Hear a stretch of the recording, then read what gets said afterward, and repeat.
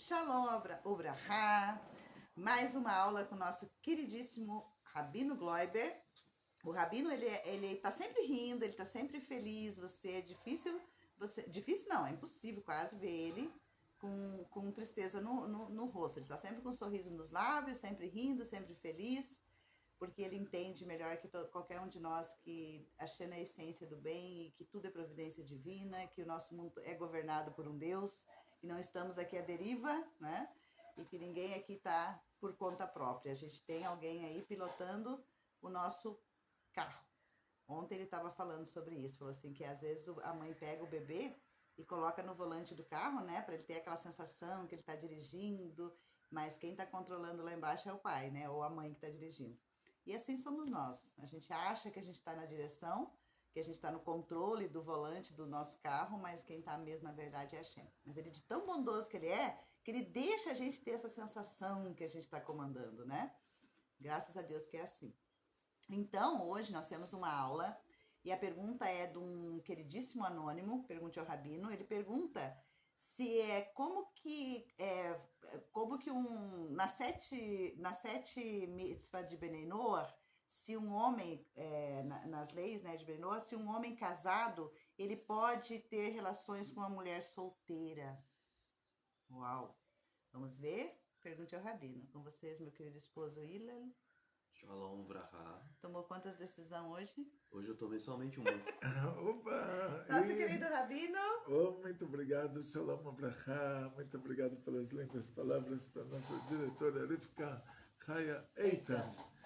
E em relação a 7 mandamentos de Bnei Noach, está escrito que é proibido ter uma relação ilícita. Mas a gente traduz como relação ilícita, mas lá está explícito assim. É tudo que é chamado de Gilui Arayot. Gilui Arayot quer dizer assim, um homem tem uma relação com outro homem, ou um homem tem uma relação com o animal, ou uma mulher tem uma relação com o animal, ou tudo que é essa categoria de coisas, que é, ou ter uma relação com uma mulher casada, adultério, que é proibido. E, na prática, quando nós chegamos a esse assunto de um homem casado ter uma relação com uma mulher solteira. Então, por que isso? Vamos pensar assim, aonde vamos encaixar essa proibição? Vai ser proibido, já estou avisando que vai ser proibido. Mas aonde a gente vai encaixar essa proibição? Não vai ser na proibição de relações proibidas. Porque na proibição de relações proibidas, imagina que a pessoa está na Arábia Saudita e lá o costume é se casar com 4 mulheres. E ele se casou com a primeira e está difícil para ela em casa e ela tem que lavar, passar e limpar. E ela fala, pelo amor de Deus, se casa com mais uma mulher para me ajudar aqui. Aí o marido casa com mais uma mulher. Aí ainda está difícil para as duas falam para ele, se casa com mais uma, que a gente vai dividir os trabalhos aqui, uma vai limpar os banheiros, a outra vai lavar louça, a outra vai lavar roupa. E aí, até que elas chegam numa conclusão que o ideal seria, se elas fossem 4 esposas, aí seria um trabalho fácil para cada uma. E ele acaba se casando com as 4 por causa da pressão delas, que é tão grande, ele acaba cedendo e se casando com 4 esposas. Existe isso, e no Marrocos, por exemplo, era assim. A pobreza era muito grande, e as pessoas tinham que fazer tudo sozinhos. Quer dizer, você comprava o trigo, você moía, fazia o pão. Então era difícil para uma mulher só cuidar de uma casa. Então as mulheres pediam para os maridos se casar com outras mulheres também, para ajudar elas nas tarefas caseiras. Então o Baba Sali, por exemplo, tinha 4 esposas, e esse era o raciocínio daquela época. A pessoa tinha 4 esposas, então o trabalho em casa ficava mais fácil. Eles tinham muitos filhos, então os filhos ajudavam o pai no trabalho, ajudavam se a plantar, eles ajudavam a plantar. Eu só vou contar um exemplo bem pequenininho para vocês. Eu morei no Brasil, nasci aqui, primeira geração. Com 18 anos eu mudei para Israel. Então, nesses meus primeiros anos de vida, uma vez estava assim com 6, 7 anos, nós fomos visitar uma fazenda em Taquaritinga, se chamava a cidade, lá entre São Paulo e Mato Grosso. E eu me lembro disso até hoje, assim, eu me espantei tanto, uma coisa que a gente se impressiona tanto, a gente não esquece. Me ofereceram emprego lá com 6 anos de idade. Era colheita de tomate. Então chega o fazendeiro com as caixas vazias, ele dá para cada criança uma caixa, crianças menores do que eu até. E as crianças vão colhendo os tomates e colocando dentro da caixa. Na hora que a caixa está cheia, ele chega lá e dava 20 cruzeiros, uma nota de 20 cruzeiros para a criança na mão. A criança ficava toda cheia de alegria, que podia já ir comprar um pirulito, um sorvete, uma coisa assim. E cada caixa cheia, quer dizer, as crianças com 4, 5 anos já trabalhavam. Então, quer dizer, uma criança com 6 anos, na época antiga, em relação a trabalho, ele já dava um lucro para a família. Ele já plantava, colhia, já... Então, quanto mais filhos a pessoa tinha, mais rico ele era. Então, assim funcionava a sociedade antiga. Então, pela Torá, não seria proibido a pessoa se casar com mais de uma esposa, contanto que isso já fosse decidido antecipadamente. Quer dizer, antes de se casar com a primeira, já se coloca isso na Ketubá. Vou mostrar para vocês depois onde está escrito isso na Ketubá do Separadim. Na nossa não precisa, que a gente como Ashkenazim é proibido de qualquer maneira, mas na Ketubá do Separadim está escrito que ele não pode acrescentar uma esposa sem a autorização dela. Na hora que eles fazem a Ketubá, eles colocam isso na Ketubá. Então, na prática, vamos imaginar uma situação assim, que se fosse proibido para um homem casado ter relação com outra esposa, quer dizer, ele não poderia se casar com outra esposa. Então, quando a gente fala sobre a mulher, aí já fica mais rigoroso, porque a mulher, na hora que ela se casa, ela já é uma mulher casada, e é proibido também para o Bnei Noach ter uma relação com a esposa do outro.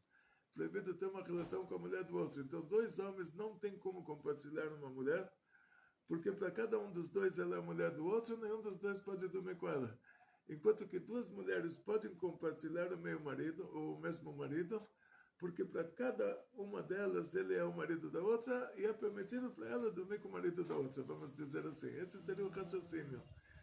Só que, por que continua sendo proibido? Então, aparentemente, não deveria ser proibido. Então, se ele se casa com a primeira esposa e ela concorda e ela pede para ele se casar com outra também para facilitar o trabalho dela.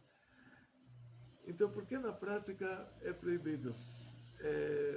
Uma pessoa que não é judeu, que ele tem que cumprir 7 mandamentos, aonde está escrito nos 7 mandamentos de Bnei Noach que se ele é casado com uma mulher, ele não pode ter relação com outra mulher que é solteira.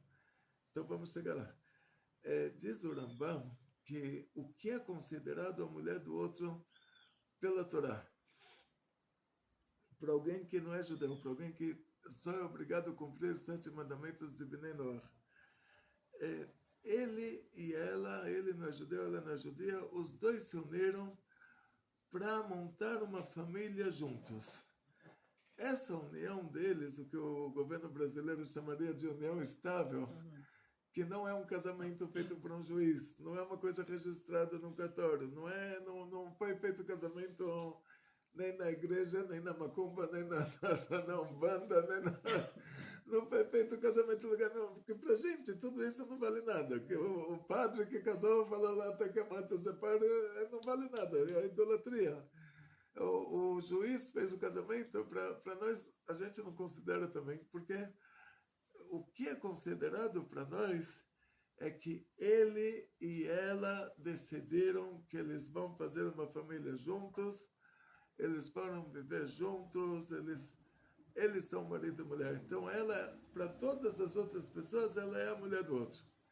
Ninguém mais pode dormir com ela. Ele ainda está num status diferente, que 2 mulheres podem compartilhar um homem, Então, se a gente estivesse falando sobre uma família na Arábia Saudita, então não seria um problema, já é subentendido na hora que eles se uniram, já é subentendido que ela gostaria que, para facilitar o trabalho dela em casa, que ele posteriormente se casasse com outra, principalmente quando ela já está ficando mais velha, que para ela já é mais difícil, e ela quer que ele se case com uma mais jovem, que tenha mais força para esfregar, e não sei, fazer tudo, esfregar roupa. Agora, esse subentendido na hora do casamento que vai mudar a situação entre uma mulher na Arábia Saudita e uma mulher no Brasil.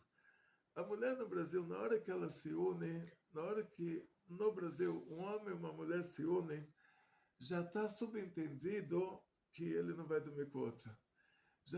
Ele não precisa fazer com ela condição antecipada.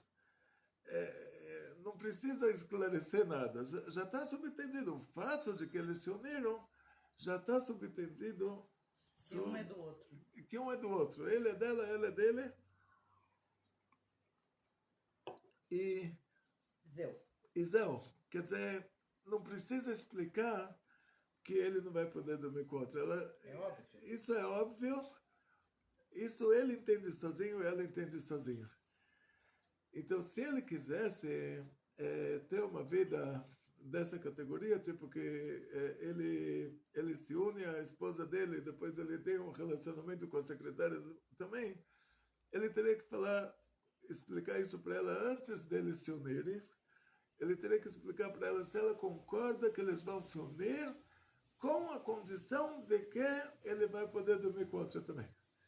Se ele não fez essa condição, o que está subentendido é que ele não pode dormir com outra. Então, isso, nos 7 mandamentos de Bnei Noach, não entraria na categoria do Gilui Arayot, que é a mulher ter uma relação com o cavalo, ou o homem ter uma relação com a mulher do outro, mas entraria na proibição de não roubar. Proibido roubar. Proibido dar um golpe. Proibido...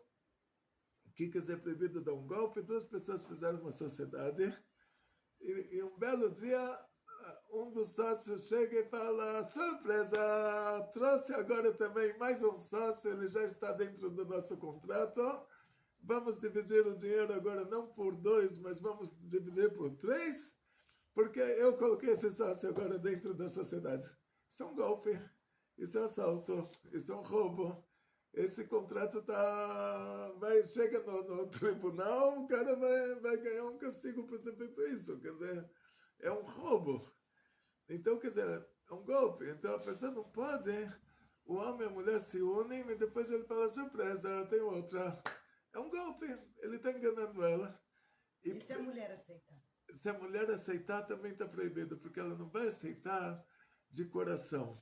Ela vai aceitar por causa da pressão dele. Para não ficar sem ela está ele. já numa situação que ela está no desespero, ela tem crianças, e agora, se ela se divorciar, as crianças vão ficar sem o pai. Aí ela fala: tá bom, faz aí o que você quiser, você quer ter outra, tenha, mas eu não posso causar isso, deixar as crianças sem pai, não posso perder alguém que está pagando minhas contas, e agora como eu vou pagar as contas? Não vou querer me prostituir, como eu vou pagar as contas? Então, preciso dele para pagar as contas, preciso dele para trocar a fraldinha da neném. Então, o que eu vou fazer?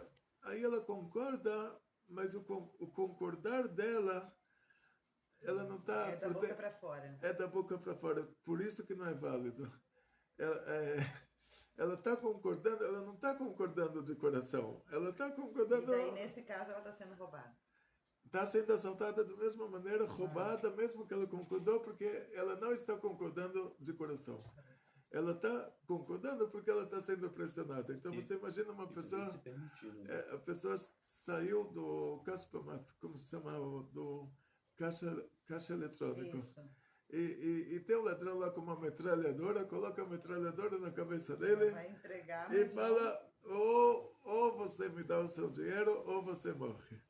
A pessoa fala: olha, está aqui o dinheiro. Chega a polícia com 10 metralhadoras. Aí o ladrão fala: não, ele que me deu. Ah, por que ele te deu? Porque você estava com a metralhadora na cabeça dele. É. Então, ela deixou. Ela deixou. Por que ela deixou? Porque olha a pressão que você fez para ela. Você colocou ela numa situação que, Deus me livre, como se ela não te desse o que você está precisando. Ela está se sentindo uma frustração, ela está se sentindo uma... Como se fala em português? Não sei as palavras.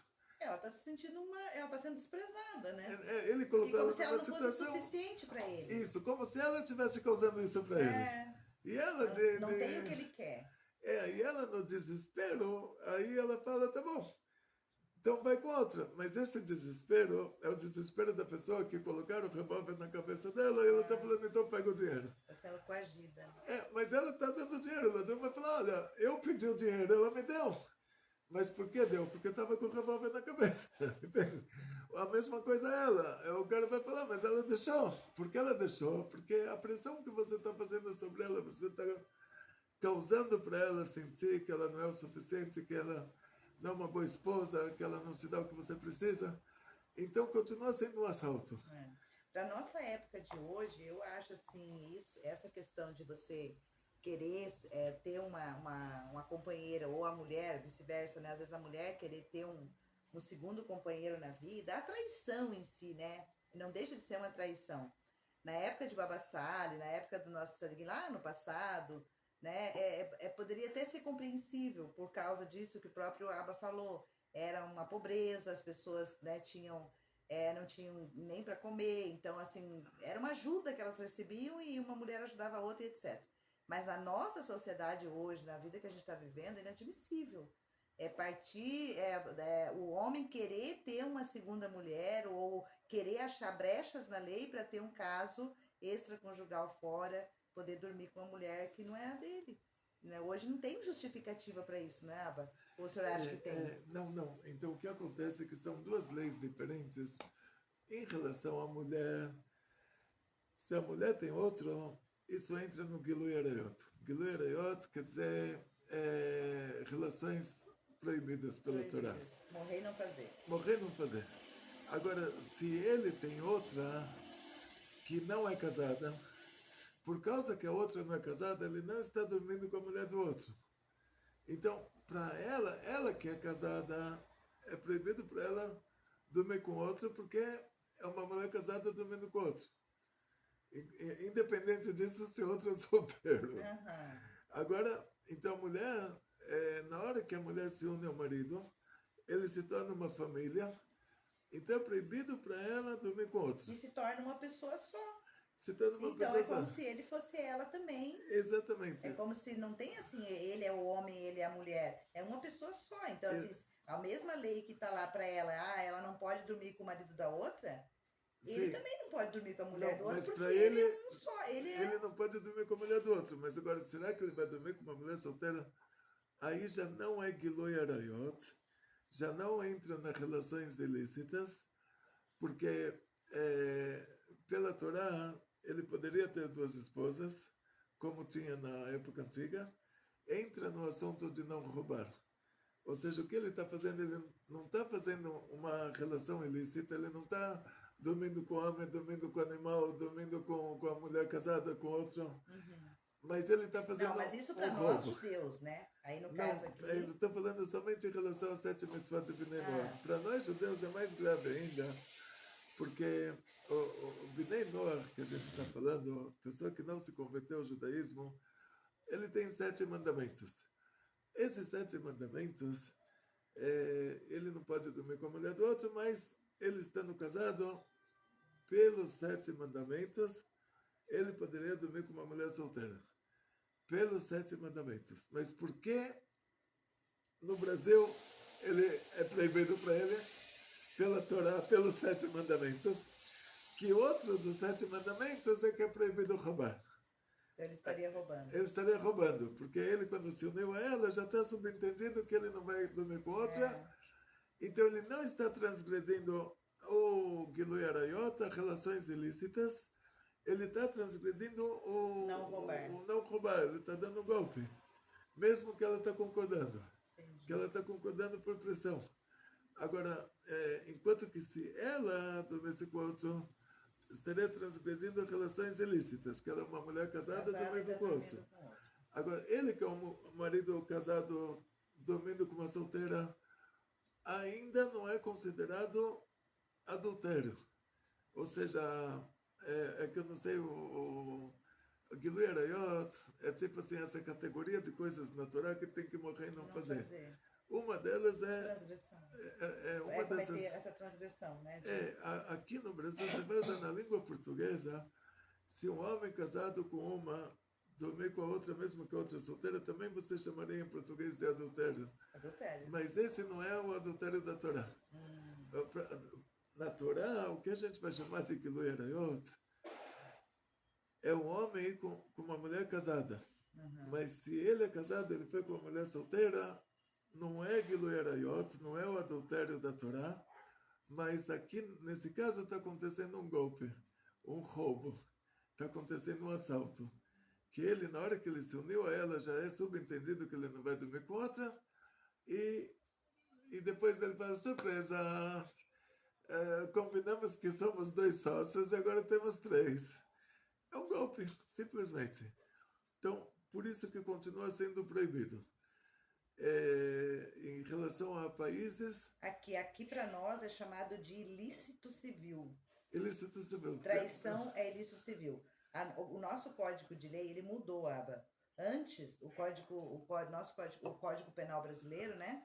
Ele para a pessoa que traía, que cometia o adultério, ele recebia uma pena de 15 dias a 6 meses para quem traísse o cônjuge, pena essa que também era aplicada ao amante, desde que ele soubesse da condição de casado do outro. Essa é a nossa lei. Agora, ocorre que essa lei mudou, revogou, e o artigo acima, desde então, o adultério deixou de ser crime no Brasil. Contudo, nem por isso o adultério ficará totalmente impune. É que, por mais que não seja mais crime, o adultério continua sendo um ilícito civil e pode gerar consequências graves, pois o Código Civil prevê, em seu artigo 1566, no inciso 1, o dever de fidelidade recíproca entre os cônjuges. Então, isso a gente entraria nesse detalhe. Por que esse dever de fidelidade? De onde é a base disso? A base disso é que na hora que eles se unem já nessa condição. Eles fizeram um pacto de fidelidade. Eles se unem porque aí o governo brasileiro está esquecendo de uma coisa. Isso eles esqueceram totalmente. Eles estão se relacionando à pessoa que registrou o casamento. A pessoa registrou o casamento e depois dormiu com outra. A gente está se relacionando, não. O casamento não está registrado. Eles são solteiro e solteira. Eles se unem para montar uma família. Para nós, eles já são casados agora. Sim. Não registraram o casamento. Não precisa do documento. Então, o governo brasileiro vai te dizer que se era um solteiro e uma solteira que se uniram, e depois ele dormiu com outra, ele vai falar, mas os dois são solteiros. Continuam solteiros. Para nós não. Na hora que o solteiro e a solteira se uniram para montar uma família, diz o Rambam, eles são agora marido e mulher. Na hora que, Deus me livre, aconteceu algum problema, os dois se separaram, a família se desconstituiu, eles já não são mais marido e mulher. Agora, se a gente reconhecesse o casamento do governo, aí os dois se uniram, foram lá no cartório, o juiz fez o casamento. Depois os dois se separaram, mas não foram para o cartório. E para nós, já é permitido para elas se unir a outro homem para constituir uma nova família, enquanto que para o governo isso vai ser um adultério. Não é, porque eles precisam saber de... Então, assim, na prática, só para fazer uma conclusão.